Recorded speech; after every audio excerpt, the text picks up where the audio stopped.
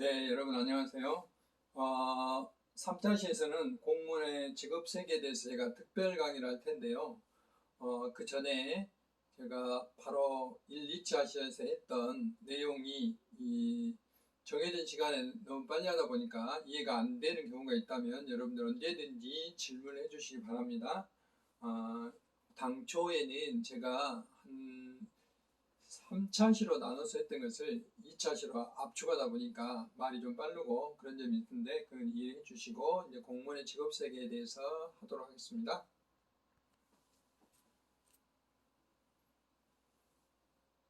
이번 시간에는 공무원이 국가에서 어떤 역할을 하고 또 공무원이 되려면 어떤 준비를 해야 되는가에 대해서 말씀드리도록 하겠습니다. 제가 코로나가 발생한 초기에 그 오랫동안 이제 공직 생활을 하다가 공직을 마쳤기 때문에 그 이스라엘 관광을 하고자 1년 전에 예약을 해가지고 2월 여기 보시면 2월 22일 날 저희가 우리나라 날짜로 보면 21일 날 이제 인천공항을 떠났죠. 출국을 하게 됐죠. 그런데 공중에서 이스라엘을 가고 있는 하늘에서 그 한국 관광객 입국 금지라는 통보를 받았어요.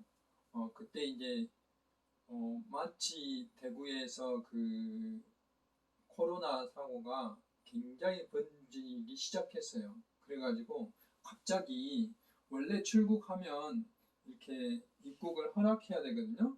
하늘에서 입국을 금지해 본 적이 없는데 그래서 언론에 이렇게 하룻밤새 입국 금지 결정, 국제사회의 코리안 포비아, 우리가 코로나 초기에 이제 포비아라는 게 싫어하다, 뭐 혐오하다, 뭐 이런 것이잖아요.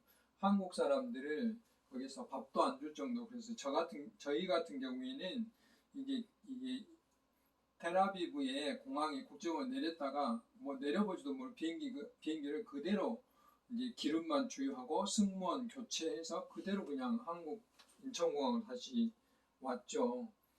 그런 일이 있었는데 이런 일들을 출입국 관리를 결정하고 뭐라고 하는 일들은 결국은 누가 하냐? 바로 이제 공무원들이 한다는 거죠. 이때 이스라엘 정부하고 이렇게 협의하고 협상하고 하는 것도 바로 이제 공무원들 누가 외교부 공무원인 대사관 직원들이 하는 거죠. 실제로 이날도 이 비행기 안에까지 대사께서 나와서 이렇게 설명을 했어요. 이와 같은 생각 때문에 이스라엘 정부가 협의를 했지만 협의가 안 됐기 때문에 힘드시더라도 다시 갔으면 좋겠다. 그래서 저희들은 24시간 거의 비행기에서 거의 30시간 가까이 있었던 거죠. 그럼에도 불구하고 아무도 뭐 자세한 그 정부의 당국으로부터 그리고 공무원으로부터 그 충분한 설명을 들었기 때문에 아무도 동요하지 않고 차분한 제가 그때 그 비행기 안을 찍어 놓은 건데요. 차분한 그런 항공기 내부를 보여줬고 귀국 후 인천공항에서도 특별한 어떤 행동 없이 나왔던 것이죠. 여기는 뭐 언론에 막 보도도 되고 그랬는데 이때 이제 제가 느낀 것은 저는 이제 공무원을 그 은퇴를 하게 됐지만 퇴직을 하게 됐지만 그 공무원으로서 어떤 책임감, 그 다음에 국가에 대한 믿음 이런 것들이 우리나라 국가가 이런 조치를 취하고 어떤 승객 안전을 위한 어떤 보호 조치를 하고 있기 때문에 우리가 이렇게 이제 안전하게 다시 귀국할 수 있었다 하는 것을 말씀드리고 있고 그 일이 있은 이후로 코로나19가 한국에 이제 갑자기 이게 많이 그 창궐이라고 그러죠. 번식하다 보니까 여러 나라에서 이제 2월 26일이죠. 올해 이렇게 이 한국을 입국 금지, 입국 제한하는 일들이 벌어져서 뭐 외교부 장관이 뭐 설명도 하고 막 이런 일이 벌어졌죠. 이때만 해도 우리나라가 굉장히 불안한 시기였잖아요. 이 불안한 시기를 우리가 잘 극복할 수 있었고 또 이제 중국 우한에 뭐 코로나가 처음 그때 발생했던 곳인데 우한에 있는 교민 처음 수송할 때도 굉장히 여러 가지 사회적으로 뭐 갈등이 있었잖아요. 그럼에도 불구하고 차분히 설명하고 이런 우리나라 전세기를 보내서 다시 비행기로 이분들을 수송하고 격리시설에 격리를 시키고 치료하고 하는 일들을 누가 있겠어요? 전부 다 공무원들이 하게 되는 것이죠. 뭐 119도 보이지만은 119 외에도 여기에서 일을 하고 있는 공무원들, 수많은 공무원들에게 참여를 했던 것이죠. 지금도 이제 대개 의료진들이 주로 고생을 하고 있지만 실제로 의료진들이 이런 치료나 이런 걸 할 수 있도록 방역당국, 보건당국에서 일하고 있는 공무원들이 굉장히 많아요. 대개 이제 지금 질병관리청으로 바뀌었죠. 질병관리청이 주축이 되고 있지만 실제로는 시도에 오면 보건소 직원들, 그 다음에 구청의 직원들, 동사무소 직원들, 그 다음에 이제 제가 근무했던 보건환경연구원 직원들 거의 뭐 교대로 이런 일들을 해야 되는 거죠. 우리가 주로 이제 의료진에 대한 초점 맞춰져 있지만 이렇게 굉장히 다양한 분야의 분들이 환자가 한 명 발생하면 역학조사 한다고 그러잖아요. 전화로 GPS로 이렇게 확인하고 하는 일들을 거의 다 공무원들이 하는 역할이다 하는 것을 말씀드립니다. 그래서 이제 그런 공과 때문에 우리나라가 코로나에 대한 방역을 굉장히 성공적으로 잘 하고 있다. 그래서 타임지가 그 공헌을 인정을 해서 정은경 청장을 세계에 영향력이 있는 100인에 선정했다고 얼마 전에 이제 발표를 했잖아요. 봉준호 감독과 같이 이런 것들도 이제 하나의 정은경 청장이 리더로서 열심히 했지만 그 밑에서 뒷받침하는 수많은 공무원들의 공과도 인정을 해줘야 된다 하는 것을 말씀드립니다. 그래서 공무원이라는 것은 영어로 보면 public servant라고 그래요. 또는 public officer라고도 그러고 이게 servant라는 이용을 사용했더니 무슨 말이냐면 국민의 공복이다 이 말이죠. 국민을 위해서 서비스하는 사람들이에요. 다른 말로 하면 공기와 같은 역할을 한다라고 저는 말을 할 수가 있어요. 우리가 어떤 시내버스를 타고 어느 목적지를 간다. 공무원이 아무 관여를 않죠. 그렇지만 실제로 공무원이 없으면 시내버스가 다닐 수가 없어요. 어떤 노선으로 가라. 그 요금은 얼마를 받아라. 시내버스 탈 때 마스크를 써라. 마스크를 손 소독들을 해라. 다 누가 정책을 만드냐. 공무원들이 그런 정책들을 만들어서 그런 규제들을 하고, 규제를 하는 이유는 국민의 행복을 위해서 하는 거죠. 그걸 하고 있죠. 근데 드러나지는 않지만은 여러분들이 피부로 느끼지 못하지만 공무원들이 그런 일을 하고 있기 때문에 그러는 거죠. 환자가 발생하면은 어떤 체계로 어떻게 전달이 되고 어떻게 역학조사에서 치료를 해라 정책을 만들어 놨기 때문에 그런 시스템이 움직이는 거죠. 여기처럼 수해가 나더라도 그 수해가 났을 때 어떤 인원들이 어떻게 동원돼서 어떻게 복구를 하고 이런 것도 다 시스템에 만들어서 정책화가 되어 있기 때문에 이렇게 움직이는 거죠. 이런 역할들이 마치 공기처럼 드러나지 않고 피부로 당장 느껴지지 못하지만 아무튼 어디선가 공무원들이 활동을 하고 있고 정책을 개발하고 있기 때문에 이런 일이 벌어진다. 그래서 공무원이라는 것은 국민의 공복이다. 퍼블릭 서번트다 이렇게 이야기를 할 수가 있습니다. 앞에서 제가 코로나로 인한 방역이나 또는 감염에 대한 어떤 대처에 대해서 말씀드렸는데 그런 일들, 이런 수해 복구의 문제들 그리고 우리가 이제 당장 눈앞에 보이는 그런 일들이지만 그것을 보이게 하기 위해서는 수많은 사람들이 뒤에서 정책을 개발하고 시스템이 움직일 수 있도록 역할을 하기 때문에 이런 일들이 일어나고 있다 하는 것을 말씀드립니다. 그래서 공무원이 하는 일은 국가 운영의 정책을 개발해요. 개발을 해서 어떤 일을 하냐면 국회의원으로 하여금 법을 만들도록 뒷받침을 해두는 거예요. 국회의원이 직접 법을 만들기도 하지만 우리가 예를 들어서 시내버스에서 마스크를 써라. 법이 없는데 마음대로 할 수 없잖아. 이랬을 때는 법으로 만들 수 있도록 법이라는 게 법이 있고 그 다음에 대통령령이 있어요. 그게 시행령이라고 그러고 그 다음에 시행규칙이라고 해요. 장관, 환경부령 또는 국토교통부령 이런령이 있어요.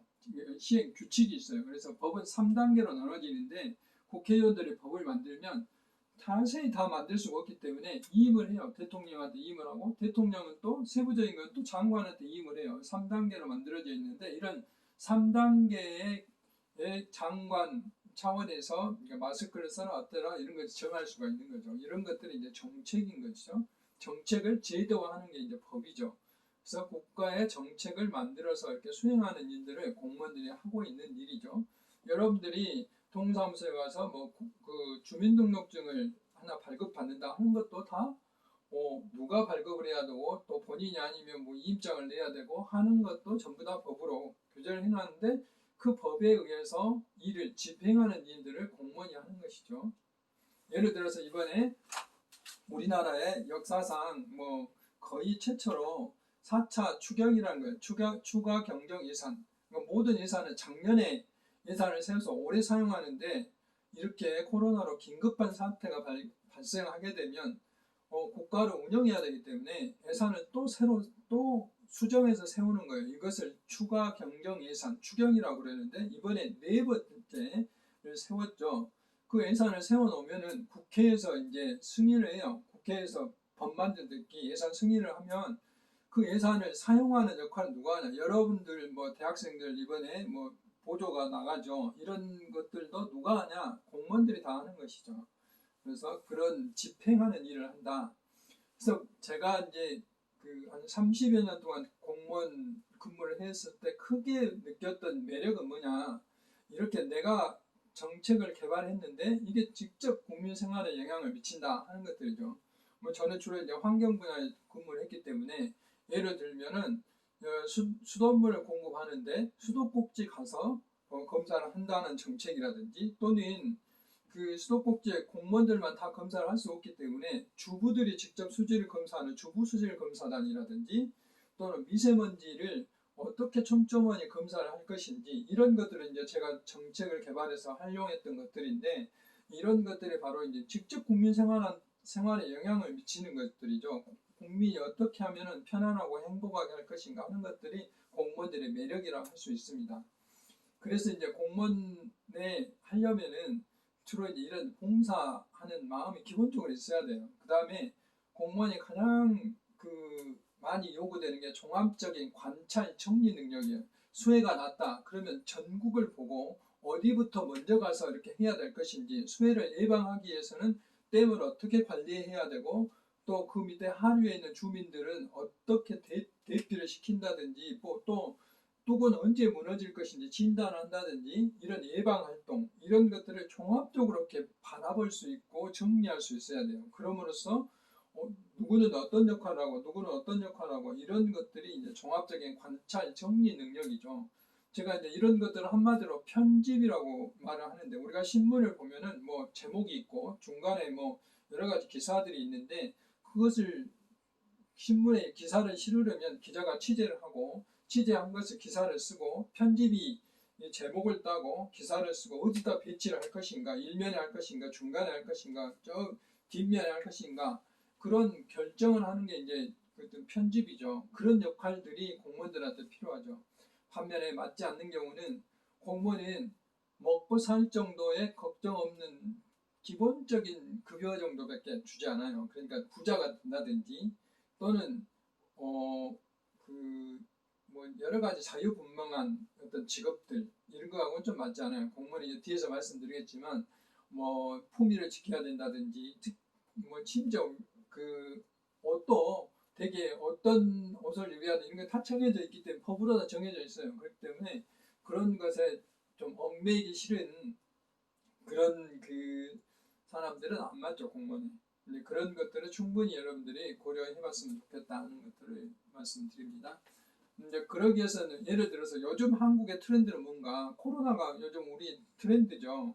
그러면 앞으로 포스트 코로나 끝났을 때 어떻게 할 것인가. 우리나라는 이미 이제 8월 초에 7월 말에 발표를 했죠. 우리나라는 이제 선진국이 아니라 우리나라가 세계를 이끌고 가는 선도국을 하겠다.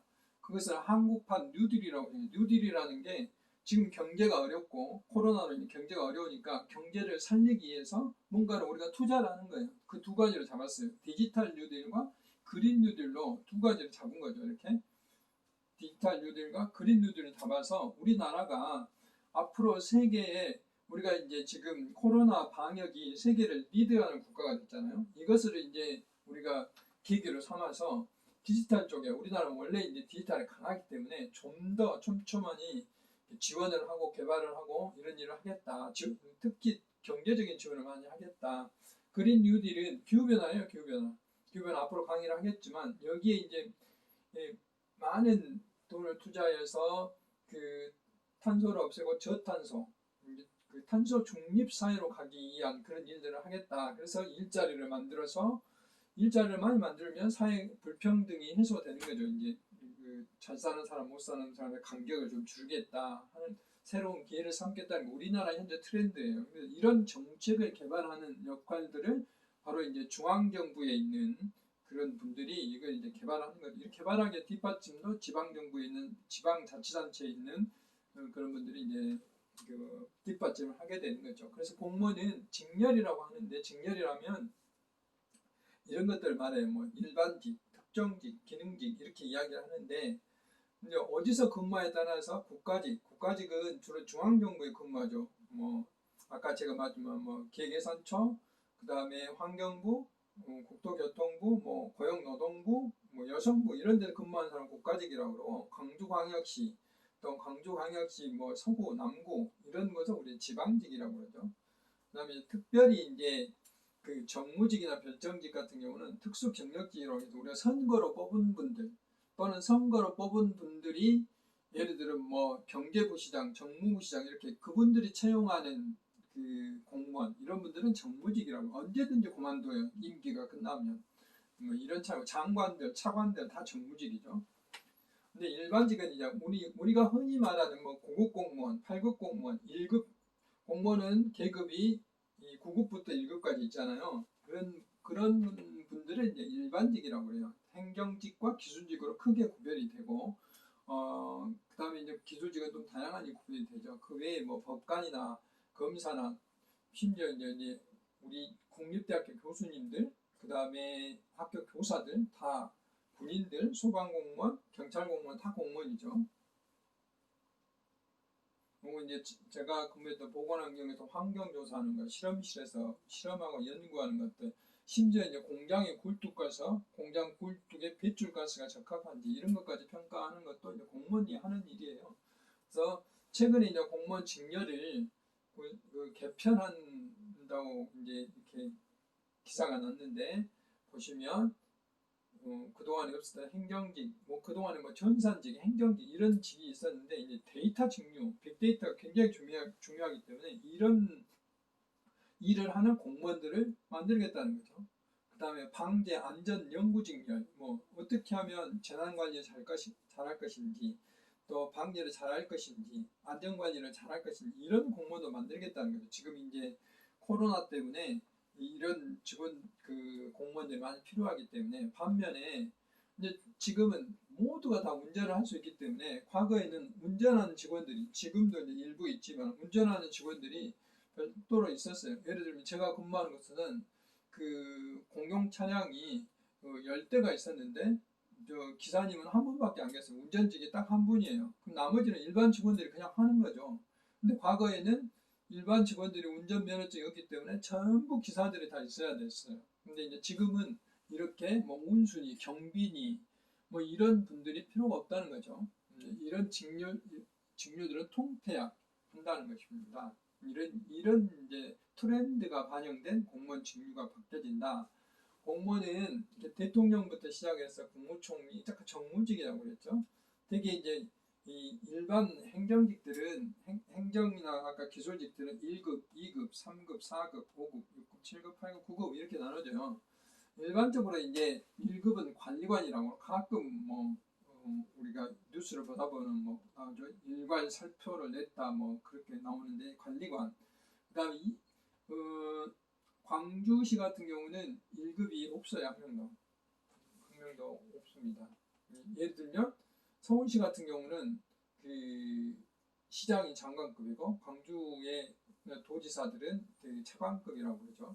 그다음에 이제 부지사, 부시장은 되게 그 1급 내지 2급이에요.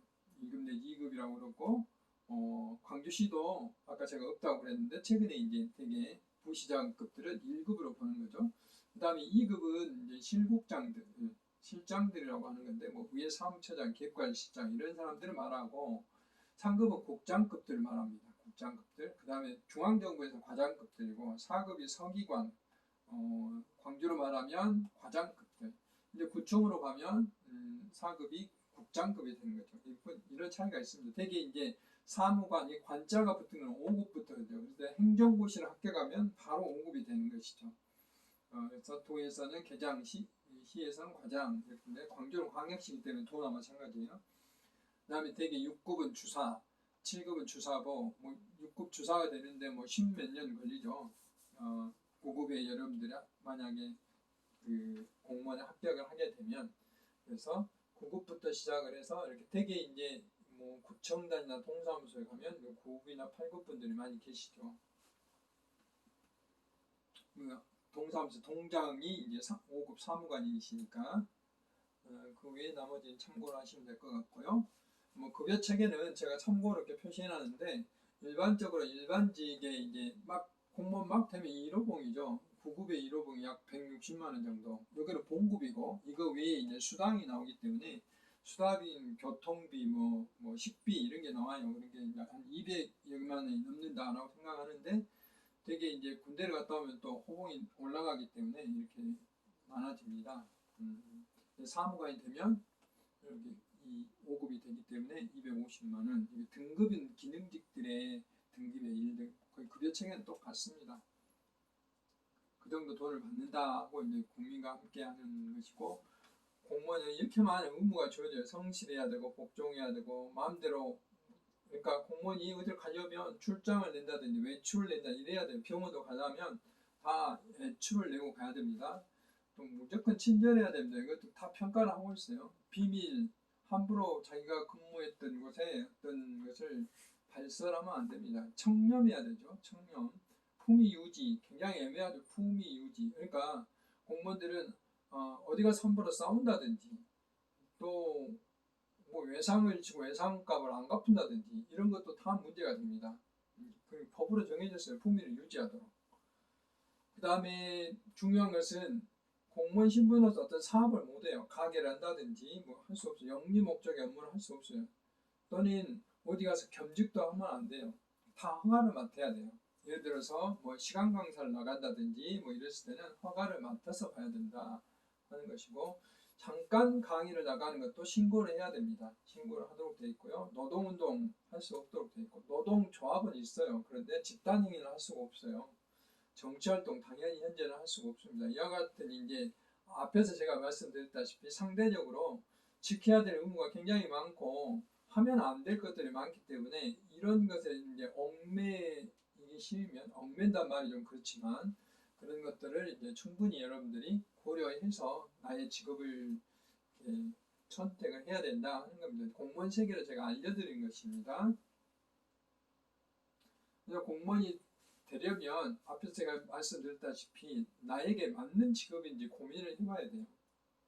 자기 적성에 맞아야지 적성에 맞지 않으면 공무원 하기가 어렵잖아요. 가서 이제 적응이 잘 돼야 되기 때문에 또 계급 사회잖아요. 공무원 군인처럼 아주 강한 계급은 아니지만 1급부터 9급까지 계급이 있기 때문에 어느 정도 그 계급 직급에 따라서 그 일이 주어지거든요. 그래서 그런 것도 좀 고민을 해볼 필요가 있고 그 다음에 이제 공무원도 굉장히 많은 그 종류가 있어요. 행정직 그러더라도 뭐 기획 업무를 하는 사람 또는 예산을 맡는 뭐 재정이나 회계, 세무, 복지 또 뭐 홍보, 뭐 언론과 뭐 하는 분들 뭐 굉장히 많은 다양한 분야들이 있어요.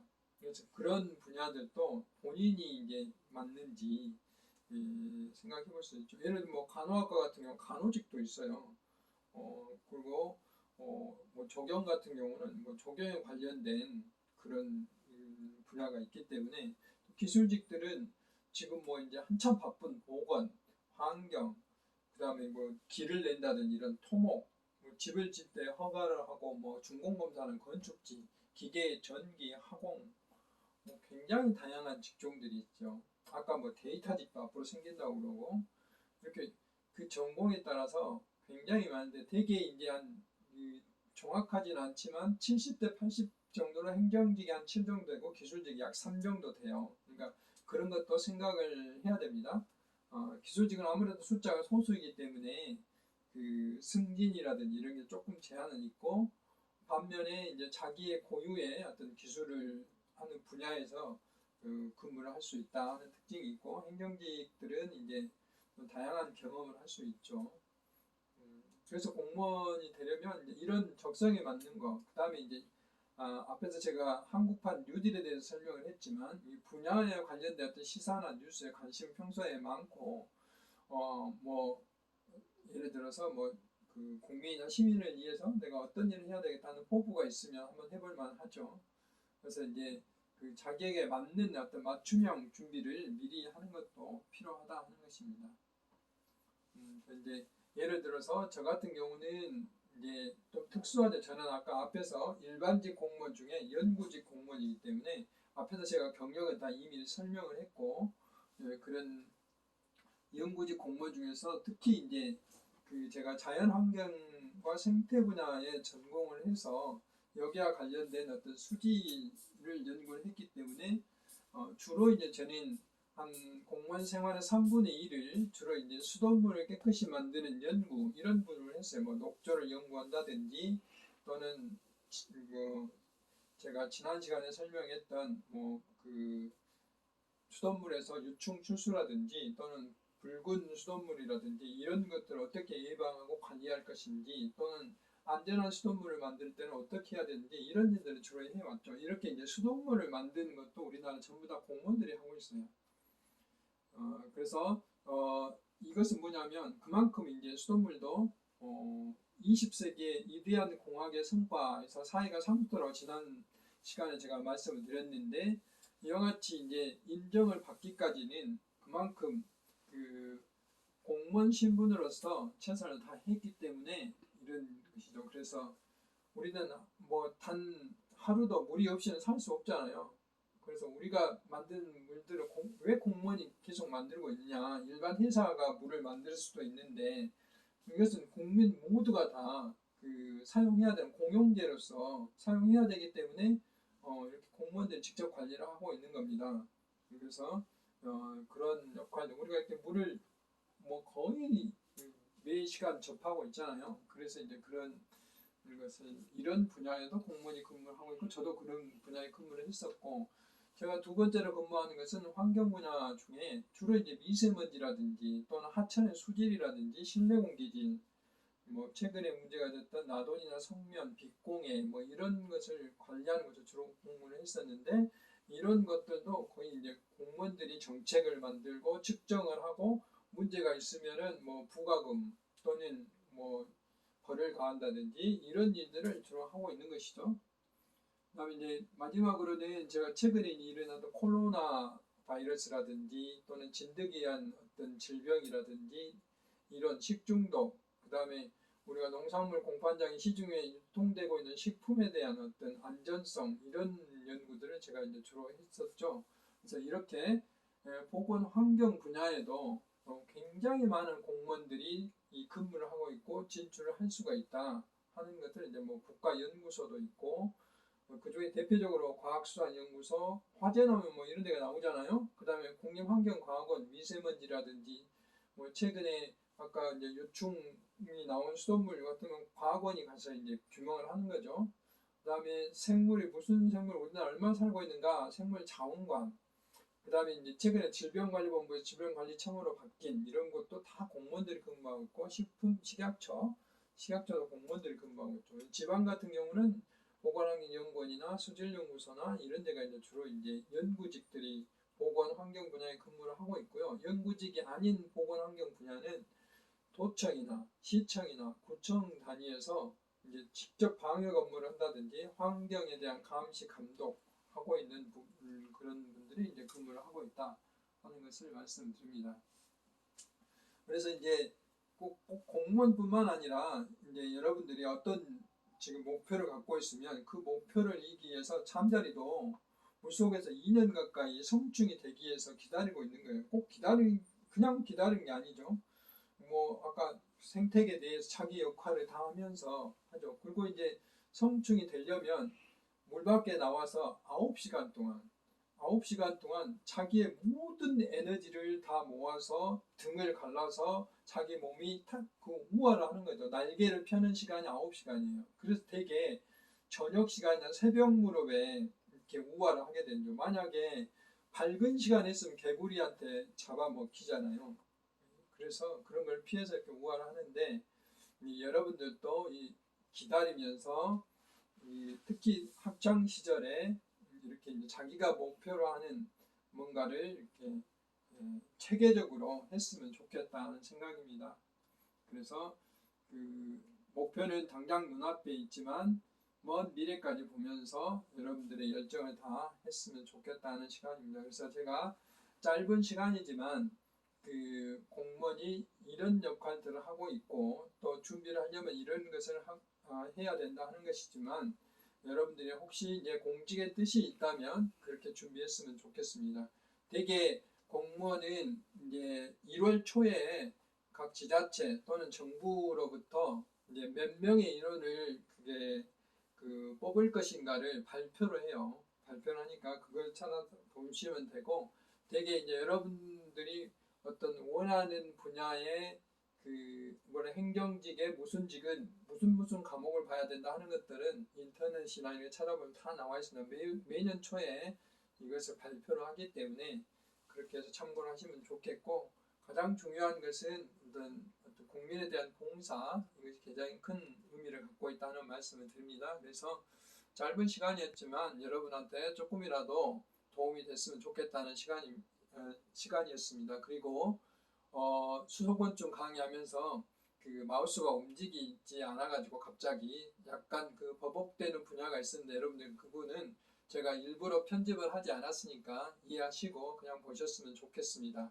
다시 한번 말씀드리지만 비대면 강의로서 여러분들이 상당히 어려움이 많이 있으시라고 생각이 듭니다. 그래서 질문이라든지 뭐 여러 가지 문의사항이 있으면 꼭 저한테 이메일이나 문자를 해주시면 고맙겠습니다. 수고하셨습니다.